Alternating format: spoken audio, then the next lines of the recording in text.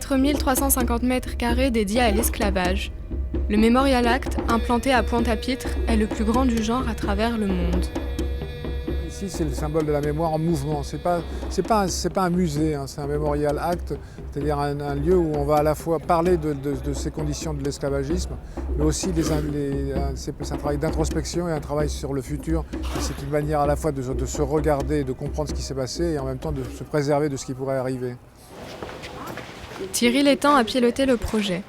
Il nous emmène dans les réserves du Mémorial, où il choisit avec soin les derniers objets, comme ces fers d'esclaves qui vont être exposés. Pour lui, aucun risque de raviver les tensions autour de ce sujet si sensible. C'est le fait de ne pas en parler qui ravive les passions.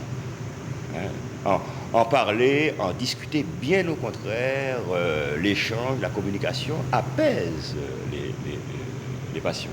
De nombreuses personnalités antillaises ont fait le déplacement pour assister à l'inauguration du bâtiment.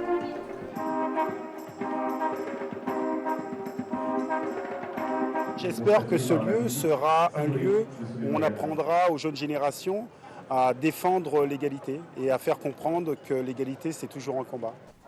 Transmettre aux jeunes générations, c'est ce que font déjà de nombreux enseignants à travers des visites ou des dialogues en classe. Un enseignement devenu obligatoire depuis moins de 15 ans. Ils ont fait le choix de mourir plutôt que de revenir en esclavage. Il y a un véritable mécanisme de l'oubli qui a été mis en place après l'abolition de l'esclavage parce que ça faisait tâche.